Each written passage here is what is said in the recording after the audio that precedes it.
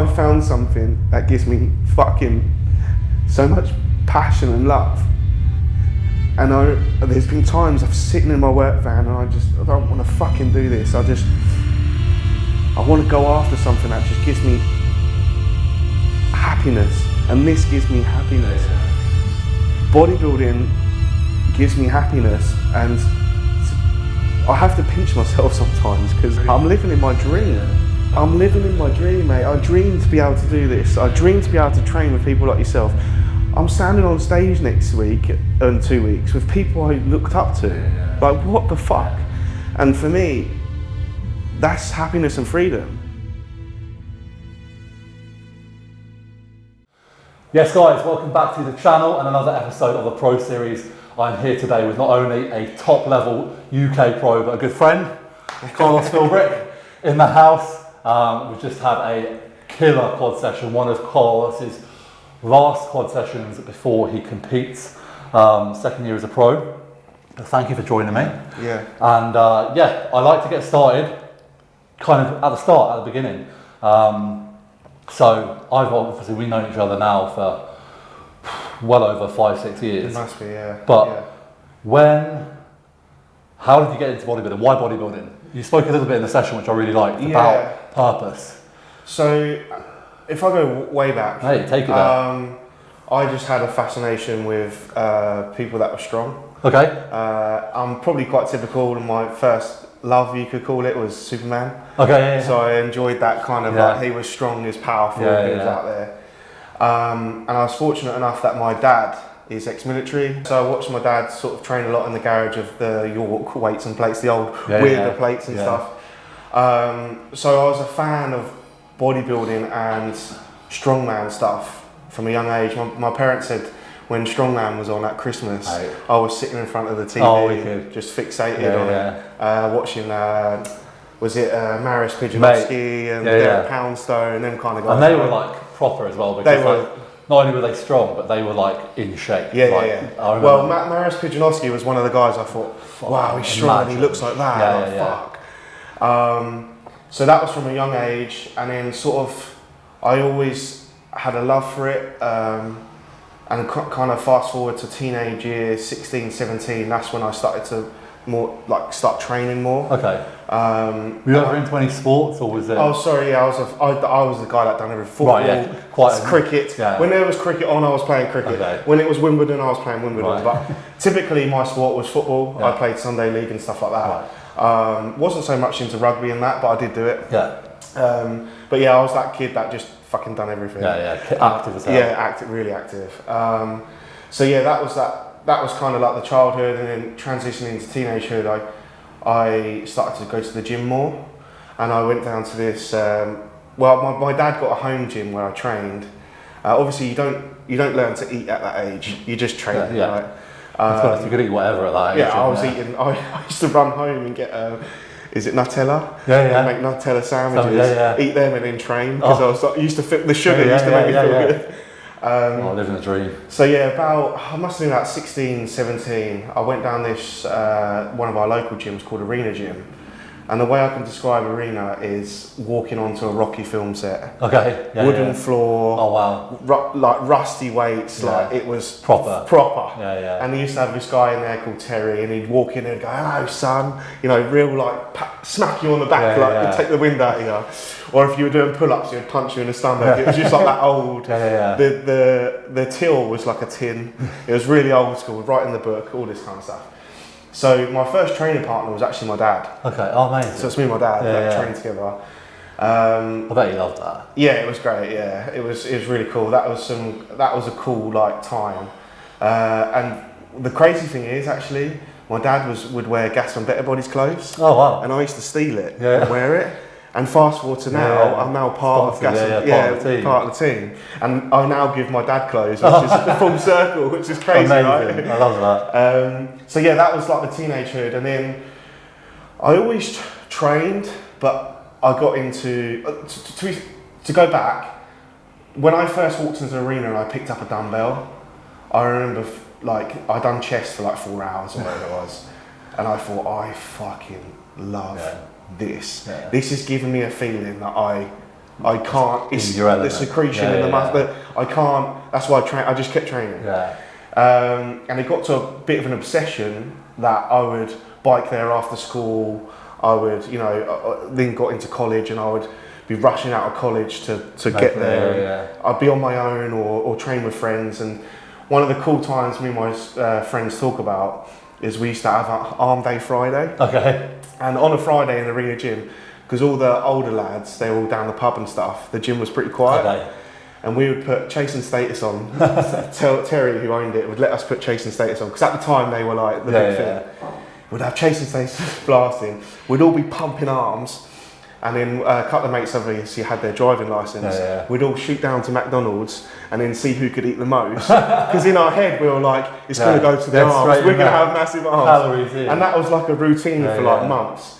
So that was like the teenagehood. And then 18, 19, 20, I really got into the partying. I really got into the house music scene. I was in Ibiza, I was doing all that kind of stuff. But I was training, but that was really, killing the... It wasn't any progress. I wasn't eating, I was raving for 2 days and whatever else. So I was a bit of a party boy then. That kind of... I developed tinnitus at 19. Right. So, ringing in the ears. That kind of pulled me back a bit. Yeah. And I went for a bit of a dark phase there with... I'll be honest, with doing drugs and stuff like that. It's only so long you can do that. So it was around about. By then I was probably 23. So I was training, and it was 24, 25. I was like,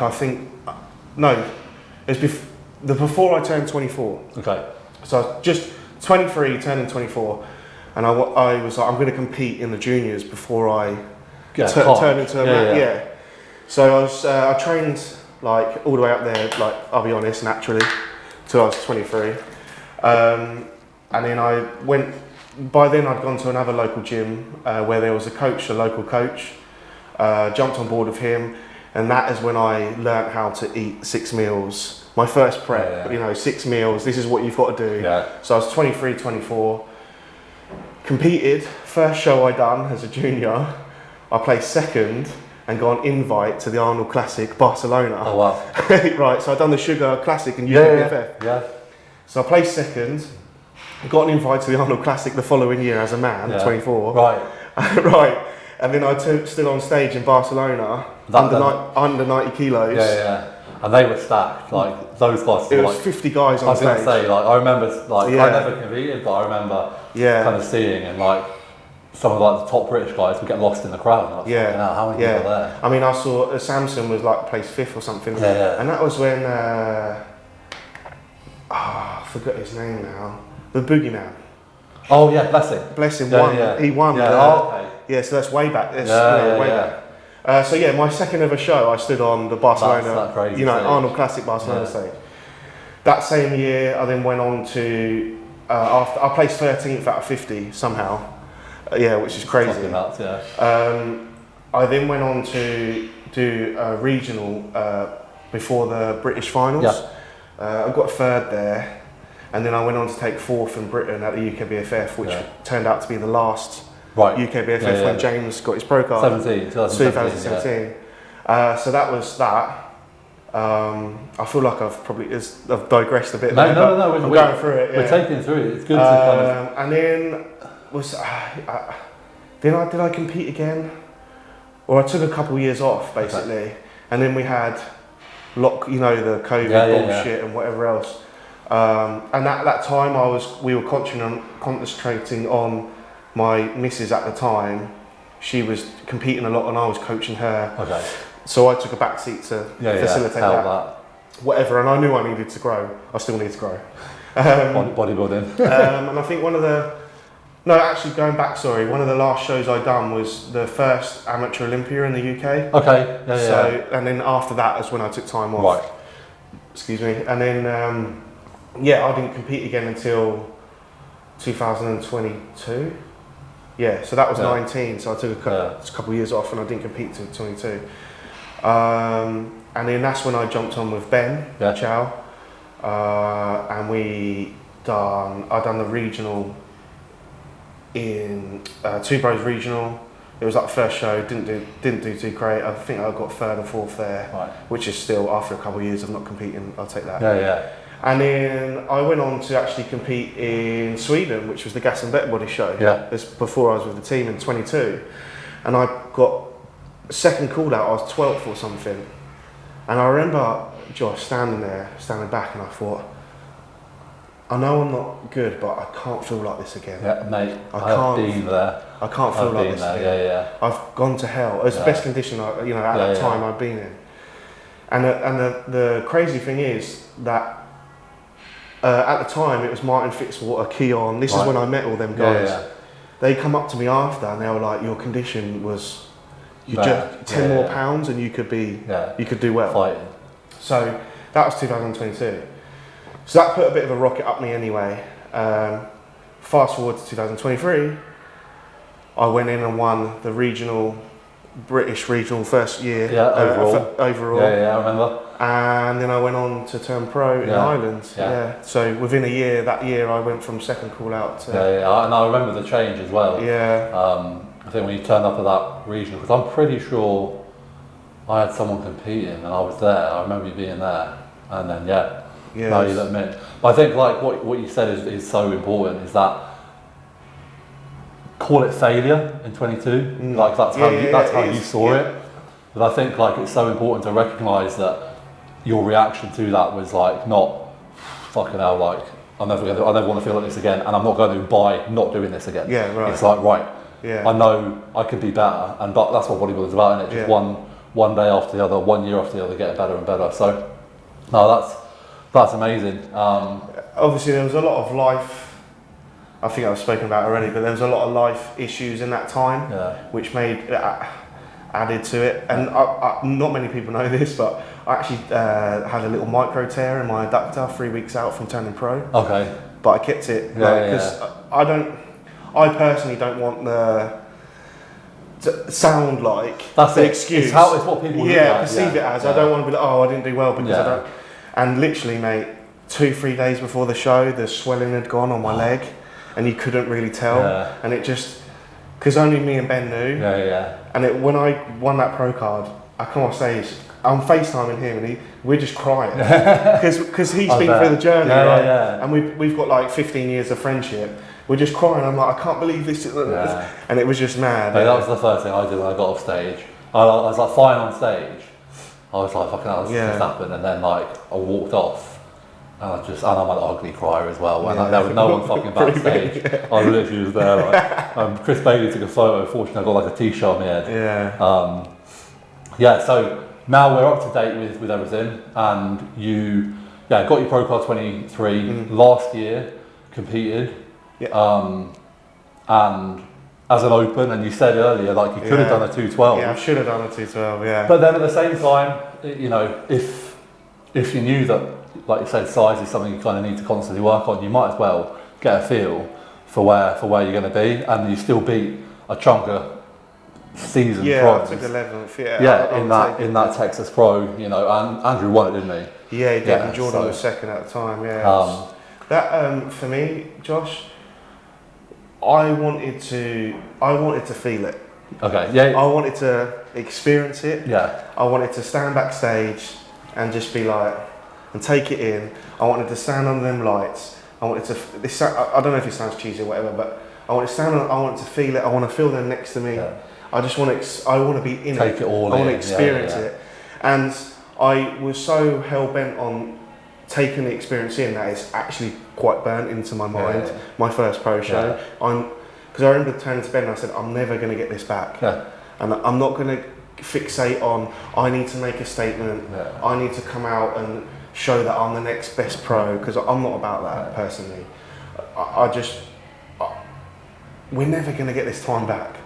So why am I going to try and fast forward through it? Why don't I just take it in? Mate, and that was a big opportunity for me to do that. And I think and again, actually being present in that pro show environment, because I'm sure you experienced it yourself, like the difference in quality of not just the athletes you're against, but in the setup of the pro show. Like you feel like someone. You might just be, for me, I was like just scraping top 10s, in lesser shows than yourself, but like, you know, you might be like middle of the table, whatever, but as soon as you're a pro and you're in that, you know, registration and just everything it's about different. it, you can't help but feel like you've accomplished something just by being there. It's being appreciated. Because I remember they had us backstage sitting in the chairs in Texas, and everyone was coming over, just keeping us updated. We're really sorry, guys. We're just gonna, you know, we don't want to keep it in much longer. Here's this, and I just remember thinking, wow, they really they care. This is what, like, we're the show. Like, that's and without being like, you don't need to, like, it sounds maybe egotistical, but like, it's not. It's just appreciating. But I think it's appreciation and gratitude that you are. Open bodybuilding's the king. Everyone's coming there to see some sort of freak, and you're right, you do get treated in a different way. And I think it's nice because, fuck me, how kind of much we sacrificed in that amateur lead up, and you know how unforgiving it is. You know, at times you are, even in shows you win, you still sort of churn through a little bit like numbers, because you know they got however many competitors to get through. And now you are just shy of 2 weeks out from how much? So you could have been a 212. How much are you weighing now compared to then? So right now I'm 104 kilos, and last year I was 96 kilos. Boom. And that is just over a year difference. You could say it's a year, but I only had a 5-month off season. Okay. So I finished Texas, and then I badly stayed in shape. Okay. Because I had certain stuff coming up. I was at photo shoots, like expos and Olympia, and I purposely stayed in shape when I probably shouldn't have. So my off season, and then I, you know, done the whole health phase stuff and come off everything, and it wasn't until January that I actually had my off season. Then I got ill for 4 weeks, so it kind of pushed that back. But it was like, it was a year, but there was only about 5 months of solid, fully in. Make it count. Well, it's funny because I actually say, like, I feel like my off season wasn't that great, but then now looking back at it, I thought, I mean, I was inclining 180 kilos on my own. I remember, like, because I know when we lined this session up, I was like, I'm not going to train chest with you. Chest is probably pushing power is one of my. James is fucking strong, and I'm not far off hanging with, definitely. That was a solid off season, and I can only put it down to now I'm able to full-time bodybuild. Okay. I'm not in a manual job anymore, and I've noticed a big change in that. It's been good 15 months. I've not been a telecoms engineer. So you turned pro, you're still working full-time? I was still a telecoms engineer, and it was manual. Like, just tell me exactly, because I remember seeing like the photos of you, like all the fucking wires and shit. And I was like, what the hell is this guy doing? I remember I was 1 week out from the regional in 2023, and I was laying on the floor, and rain just pissing on my back, dealing with these cables in the floor, and you know, we all know what it's like when you're on diet. Some days you're broken. And I remember just laying on the floor, dealing with these cables, and I think, I can't even bother to get up. This rain just hitting on my back. I'm so tired. And then like 3 days later, I took the win, which added. Again, I don't talk about that. I don't make that but for my own personal feeling within me, that added to the feeling of winning. It gives you that sense of accomplishment, recognition, and like, you know, belonging as well, knowing that all that work is worth it. And I'm well aware we've all got jobs, we've all got manual work, we've all, you know. Yeah, but I think you'd be surprised. Like I said, I did an episode with Yinka, who works in IT. Like, there aren't many, even like top amateurs now. I suppose because of the opportunities we have to be a coach and stuff like that. Like, a lot of people, and especially the younger guys get into it, like, they're never going to have experience like a 9 to 5, and an actual like it teaches grind you. and having a boss as well. Like, I think it teaches you that, like, probably for you, you're like, I'd never want to fucking have this again. But like, having that fuel is important. I mean, I've had lengthy conversations with Samson because we've been through. It feels like we've been through the same kind of thing. With working in the snow, working in the rain, mud up to your fucking knees. I mean, like I say, I was a telecoms engineer, so I was climbing poles, Right. I was laying in the ground, I was doing all that sort of stuff. So it wasn't until February 24 Right. that I in a position. Yeah, it was. Coaching was doing better. Joined forces with Ben. I was going to say that. Yeah. So good to see brutal muscle as well. Like, it was the initial idea of that. When like Ben and Luke developed it, and that the whole sort of forum side of things, that like, they got me involved, and I remember being like, "You got me involved?" Yeah, like, that's how I felt when you asked me. I'm fucking nobody, and that was so cool, and I just love the logo. I just love that the ethos behind it as well. Like you wrote. It's very. It's. Ben was very. He was quite aware that he didn't want it to be taken the wrong way on Luke, obviously. But I think everyone understands that. 100%. And it was always a dual thing. Like, I mean, but in fact, Ben, I think initially probably did. He said did more of the legwork, kind of being in touch with me and stuff. It was it's February 24 that I sort of was able to step away, and obviously being part of Gas and Better Bodies and stuff and Hostile. Just opened up some doors. But again, relentless hard work to get to that point, and nothing happens overnight. Do you know what though? I struggle with a bit of imposture. Mate, that's completely normal, isn't it? Because I'm like, I don't really understand why. Yeah, but the thing is, like, you could have people like list every fucking reason. You'd still look at the 1 or 2 reasons why you shouldn't, or there'd be someone better than you. You know what I mean? A lot of it comes down to personality. Yeah. Like, do you know what I mean? Like, I don't know like a whole lot about either brand, but from what I see, I would say like you fit in really well. That's what I they mean. say. Like it's that kind of work ethic. You're not running your mouth. It's sort of just a true bodybuilding vibe. And doing it for the love of it. Like the energy you give off, even now you're 2 weeks out. Like they're just like in there, you're like, oh, just need to make sure I don't push too hard. Do you know what I mean? Like, that's it. I just fucking love it, mate. I just love it. And that's how it should be. And that's where, funny enough, guys, that's where you actually see success, is when you actually just love it. None of this getting into it to, for likes and whatnot. Do it for the right reasons, and good shit happens. But talking about sort of like good shit, what about, like, what's been, I suppose, like, have there been any major disappointments through the journey? Have you had any regrets along the way? Anything like you feel like you wish you'd done that you didn't do, or? Nothing jumps out at mind, and if I'm honest, like we said earlier, failures, you could, if you want to call them failures, are opportunities to learn from. 100%. Every setback, every shit I've been through has transitioned into something more. You've built on, Again, I don't want to talk too, like, but in 23, before turning pro, my granddad had cancer, my dad had cancer, and the girlfriend, I was having troubles with the girlfriend at the time. Granddad died, ex-girlfriend left me, like that, and at the time it felt like my world was just fucking crushing in on me. But looking back now, I believe in like the universe, kind of the universe is telling me something. Because I always try and look at stuff like, this is happening because I'm being told something.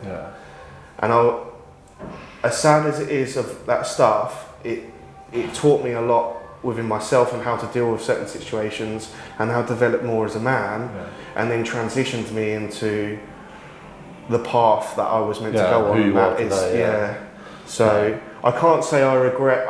Nothing jumps out at mind that I regret, and I can only look at things they're happening for a reason, and I've got to listen to the universe. Is it telling me something, or am I meant to be going in a different direction? I like that, and to be honest, like, that's kind of, I never like to push people in answers, but I think that, and there isn't a correct answer, but that is the correct answer.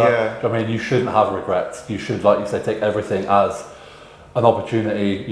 When you go through hard shit, it makes you stronger. It probably makes you appreciate life even more, and it also gives you that confidence that, let's be honest, life is going to throw shit at you again in the future, and you've got that that you can, you've got through some tough shit already? I'll be honest, that situation, I thought, if I can come out of this, you can kind of get through whatever.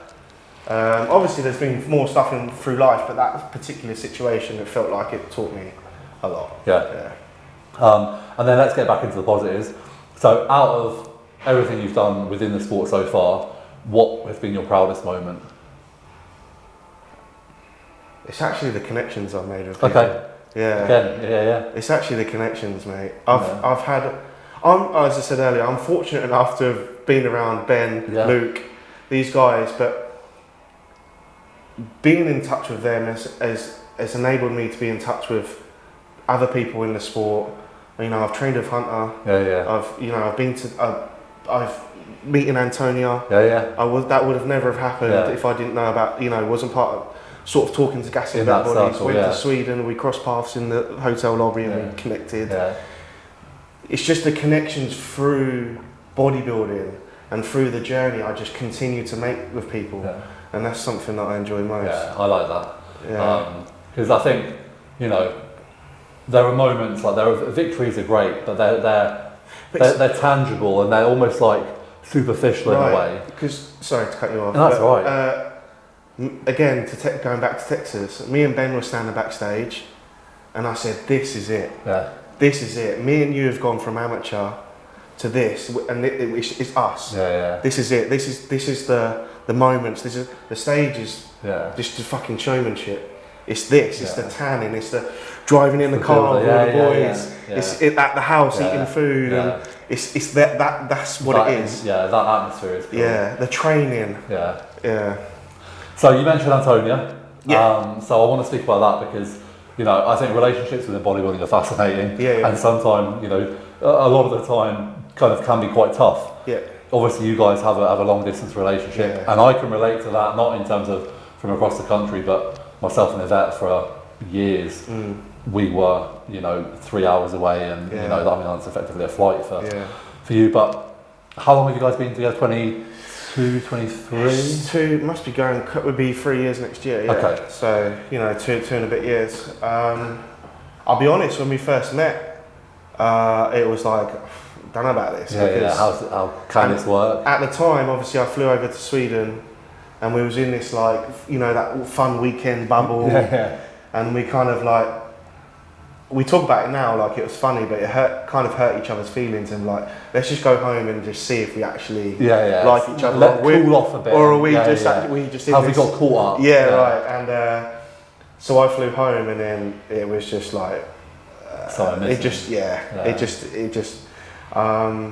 it's hard, obviously, the long distance, and sometimes there can be some language barrier issues. Us being Brits, we're quite, we say things in different ways. Terminology. That can be offensive towards Swedes. Or just confusing. Or confusing altogether, especially being from Essex. We say certain slang phrases, but we manage it, and we're doing well. And I'm in a fortunate place where I can just fly to her, get out more, and be with her. Obviously, ultimately, we would like to look where we can live together, but obviously, us being out of the EU makes things a little bit harder now. Oh fucking hell, mate! I don't do politics. So I can only get maximum of 90 days in Sweden and stuff like that. So we're making it work, and it is working. And it kind of, we're at an understanding of, she's at an understanding that I'm at the beginning of this journey. Good. And it's not going to be smooth, and it's going to be rough, but if we stick at it, we can come out of it together. And I hold on to that, because from someone who is 9 years deep now, and we have had to deal with some stuff, it's fucking worth it. But it tests you. I did say to her, I have a lot of self-doubt, and I don't know if I can do this. I don't know if it's bodybuilding that's gonna take me where I need to go, or there's something that's gonna come up along on this journey. And the train got me there, but there's a destination somewhere else. But I just said to her, just give me a couple of years, and let me feel it out. But she's in a similar place. Am I right in thinking the pro debut this weekend? She's competing this weekend. Right? Is that her debut? Hungary. So Antonia is very big on. She doesn't want to step into that side of women's bodybuilding, the dark side. So she hadn't competed for 3 or 4 years. Right. So she turned pro and took 3 years off. Okay. And so now it's her time to turn do the pro show. And even now, she said she just wants to enjoy it, and then she might not compete again kind of for a see couple where years. she lands. Yeah. But her physique she's figure. Yeah. And she's just got that taper and flow. That fucking V shit going on where there's no waist and all. Her waist is like this, mate. So I'm excited for her, and she's a competitive soul. Okay. Even if we're playing, we quite often play like board games and stuff. Or bowling or something. She wants to beat me.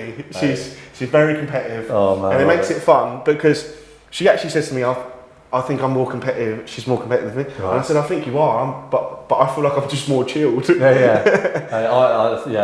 you need that though. I think if we both it's ruthless. Mate, it's gonna get real mean real quick.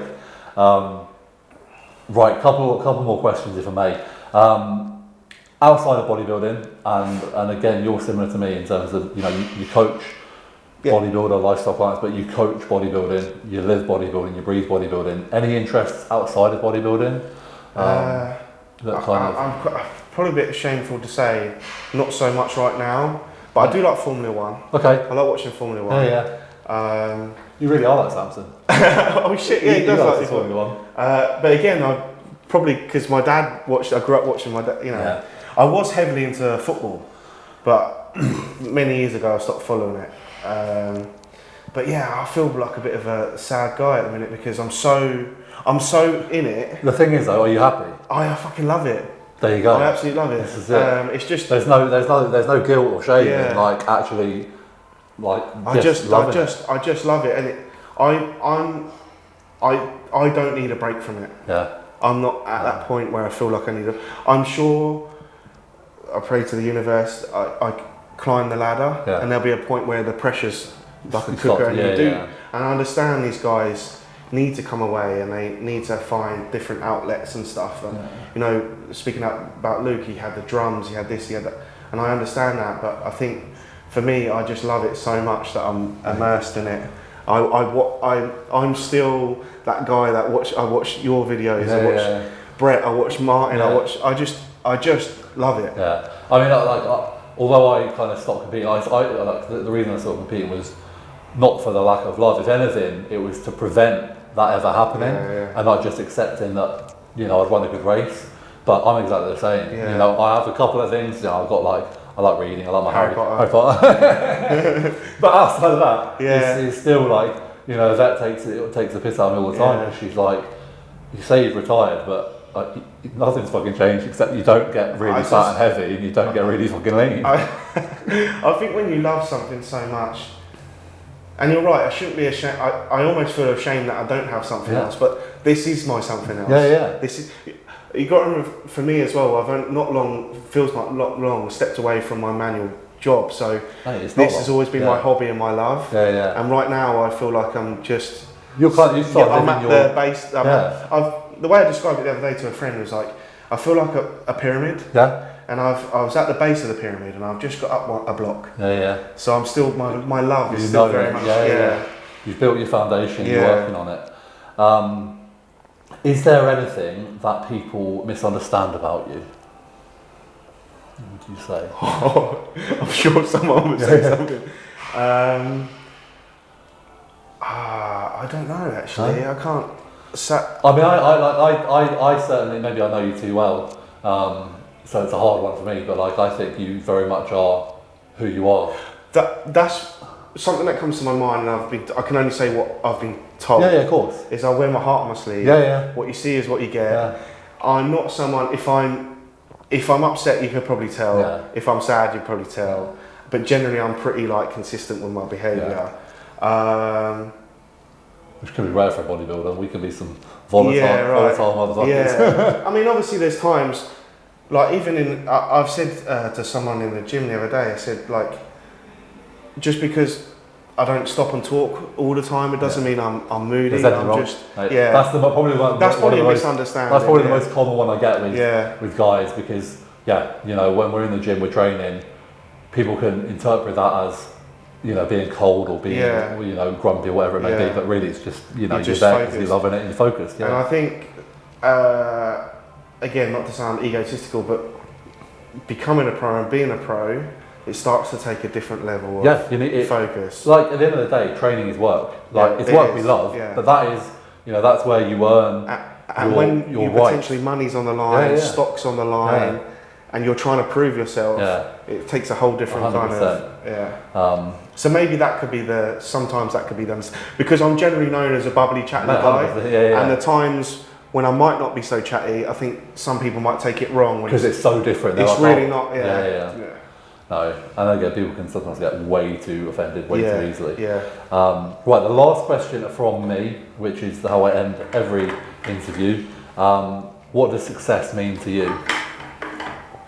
Happiness and freedom. Love it. Happiness and freedom. I found something. I'm gonna get emotional now. Oh, mate, go for it. I found something that gives me fucking so much passion and love. And there's been times I've sitting in my work van and I don't want to fucking do this. I want to go after something that just gives me happiness, and this gives me happiness.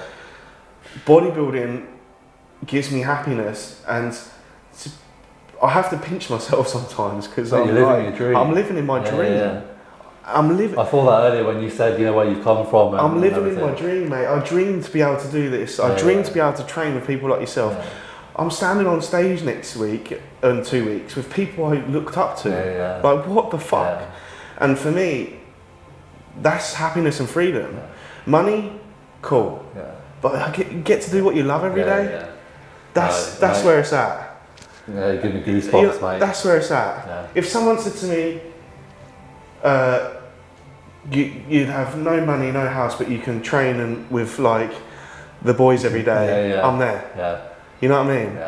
I just, and I think that probably is why I'm the way I am in terms of like just progress. I'm just going to keep going and keep progressing because I just love it. Level-headed and enjoying it, and again, it's the journey.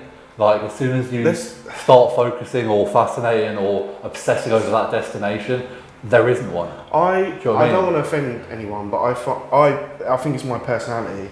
I find it, because I don't have that mindset, I find it difficult when it's like, I'm going to turn pro and then I do my first pro show and then I go to Olympia. But you're fast forwarding your journey. And we know, turning pro was great.